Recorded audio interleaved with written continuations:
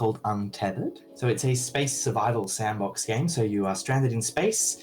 You have to scavenge materials from wrecked space stations, and you build your own space station and manage systems like electricals and thermals and science systems, kind of just to fulfill the fantasy of running a space station that's entirely yours. So there's kind of three big parts of it. There's the survival part, there's the exploration part, and there's the sandbox part. So the survival part is how are you going to keep yourself alive in the infinite abyss of space where humans are not meant to be? And a lot of that ties into the exploration. So you're exploring space stations and wreckage, you're finding food and water.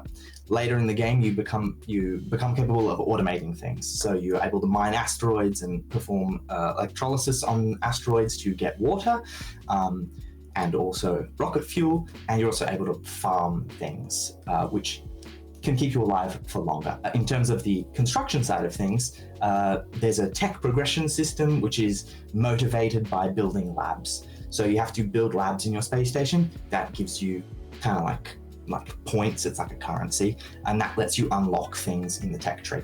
But to do that, you need electricity, and you need cooling systems. So you have all of this engineering infrastructure that's required to keep your science systems running, which is kind of the core of the station, and it just gets more and more complicated as you go.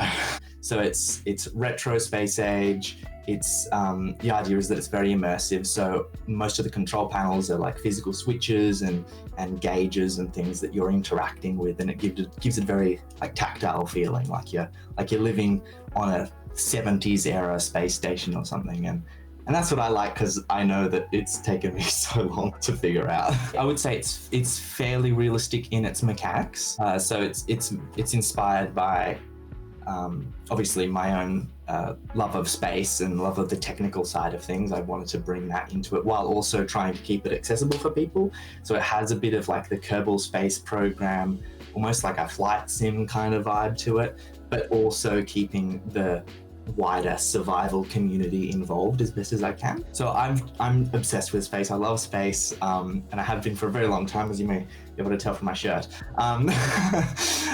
So I just really like the idea of being in a space station and being able to press all of the buttons and touch all of the equipment. And Untethered was just, a mashup of movies like Apollo 13 and Gravity and The Martian that I wanted to live in. It's been 2 years now. It's entirely me, which is fun, ? I've really the past almost a year has been working on the demo, which is out now on Steam if you want to give it a go. And it's just chipping away, just piece by piece, putting it all together. And hopefully next year we'll go into early access. And then beyond that, again, it'll just be adding things. And because it's a sandbox, it's quite flexible in the way that I can put it together. It's been really cool to speak to people who are nerds. I think I underestimate how many nerds there are out there. And I think it's actually leading me to lean in more to the technical systems and cater to the nerds more, which is interesting and great, because I love that stuff. Other than that, I think it's hard to get a lot of gameplay feedback now, because the demo is only 45 minutes. It's still a short section of the full game. Most of the feedback has really just been trying to fine-tune interface design and readability, and getting people to finding the sweet spot between, is this too complicated or is it too straightforward? So when this video comes out, I'll be working on the pre-alpha version of the game. So the full game, I'll be adding further sort of mid to late game content. Then I'll be going into alpha next year, sort of mid to early next year, which will be sort of more systematic testing of the stages of the game. Late next year, I'll be going into early access. Beyond early access, I have a whole bunch of ideas, but I don't want to spoil too many of them right now. I'll sprinkle them in later on. What is your go-to caffeinated beverage when working on the game?